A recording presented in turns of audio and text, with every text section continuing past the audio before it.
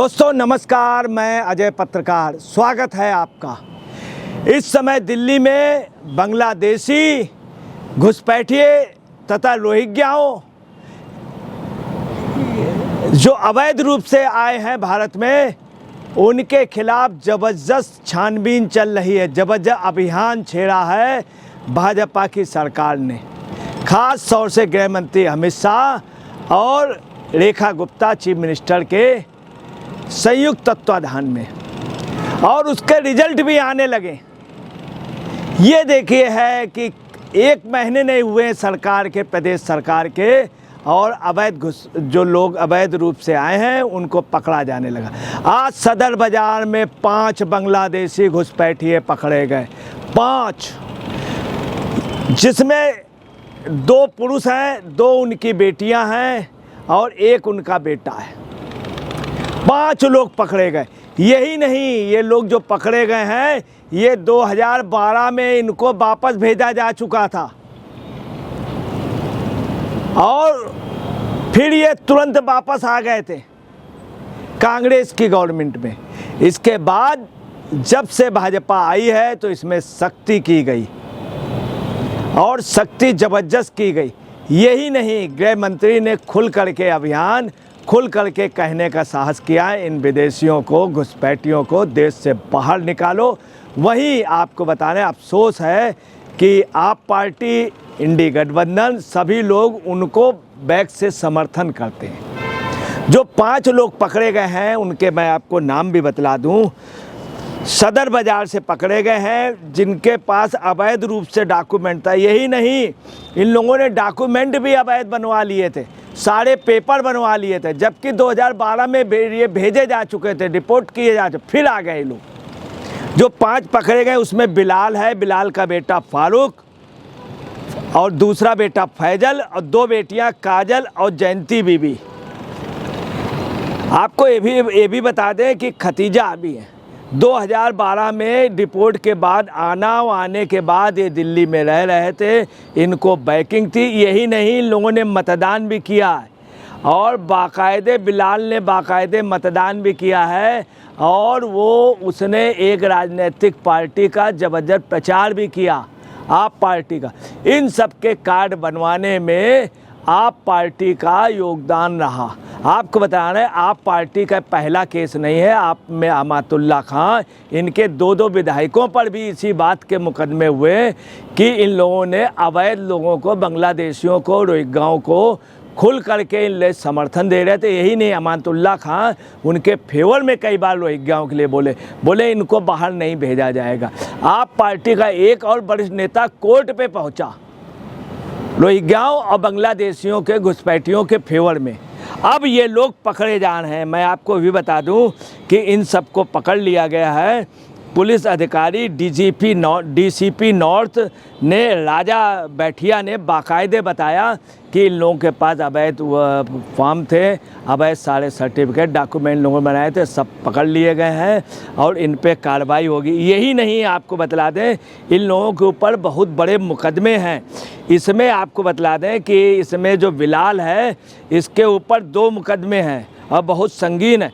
एक तो डकैती का है और दूसरा 14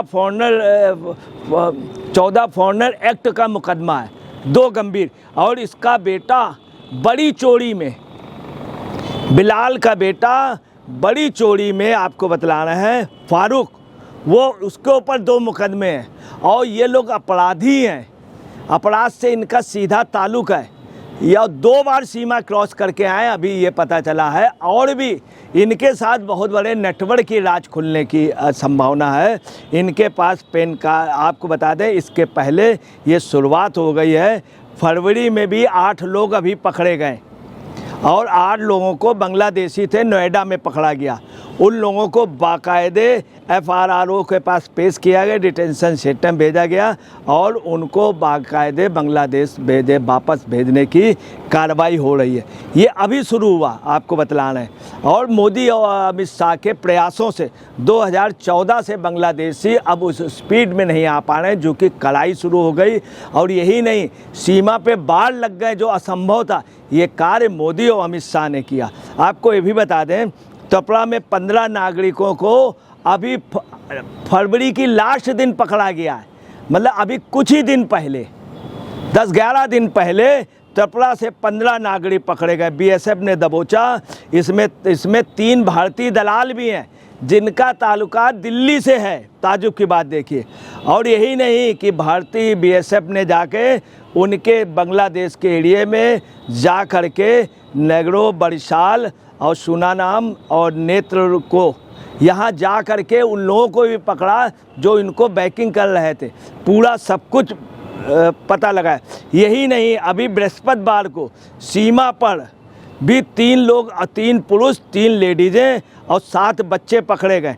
इन सब को डिटेंशन सेंटर ले जाया गया और रिपोर्ट किया जा रहा। आपको बता दें कि बिलाल की उम्र 56 साल है और फारूक की उम्र जो है वो 26 साल है।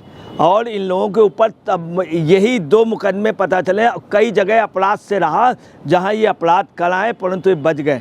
आपको बता रहे हैं कि इस समय डीसीपी नॉर्थ ने भी, राजा वडिया ने बताया कि सराय रोहिल्ला, सदर बाज़ार और वजीराबाद में उनकी टीम लगी हुई है और लोग जल्द पकड़े जाएंगे, बहुत जल्दी। उन्होंने कहा कि लोकल लेवल पे और प्रीवियस इनकी जानकारी ली जा रही, प्रीवियस कौन कौन लोग थे। आपको बता दें 6 मार्च को संगम विहार पर बाकायदे दस्तावेजों की जांच हुई, फिर 8 मार्च को बसंत कुंज में हुई। इस समय पूरी दिल्ली में गृह मंत्री के आदेश से और मुख्यमंत्री रेखा गुप्ता के आदेश पर पूरी कार्रवाई हो रही। जगह जगह दस्तावेज चेक किए जा रहे हैं। बहुत जल्दी बहुत बड़े तादाद पे बांग्लादेशी रोहिंग्या जो घुसपैठिए हैं ये पकड़े जाएंगे, इनको वापस भेजा जाएगा। आपको ये भी बता दें कि जनवरी में एलजी ने आदेश किया गया था और इसी फरवरी महीने में 16 घुसपैठिए पकड़े जा चुके हैं और ये मार्च की शुरुआत हुई है। लगातार पकड़े जा रहे हैं, इन सबको भेजा जाएगा।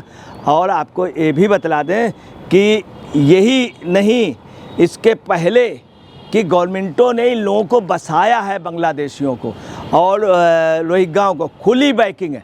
ये बांग्लादेशी और रोहिंग्या जो हैं कश्मीर तक पहुंच गए। भारत में रहना और भारत में अधिकार करना, भारत में, ये जानबूझ करके नेताओं की साजिश है जो देश की एकता, प्रभुसत्ता, सुरक्षा और रक्षा को विघ्न डाल करके और अपनी हुकूमत चलाना चाह रहे हैं बांग्लादेशियों के बल पे।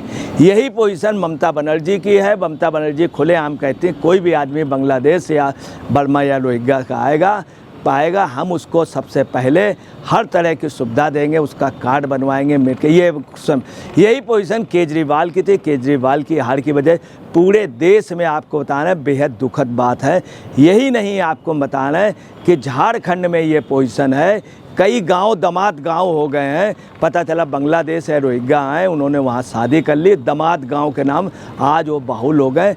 आज लोग इनको वोट बैंक बनाए हैं, इनको बसा रहे हैं। मगर दिल्ली में रेखा गुप्ता और अमित शाह के प्रयासों से अब बांग्लादेशियों की या रोहिंग्याओं की जो घुसपैठिए हैं इनको जल्द बाहर जाना होगा। अब बाहर भेजे जाने भी लगे। ये है अमित शाह और मोदी का कमाल।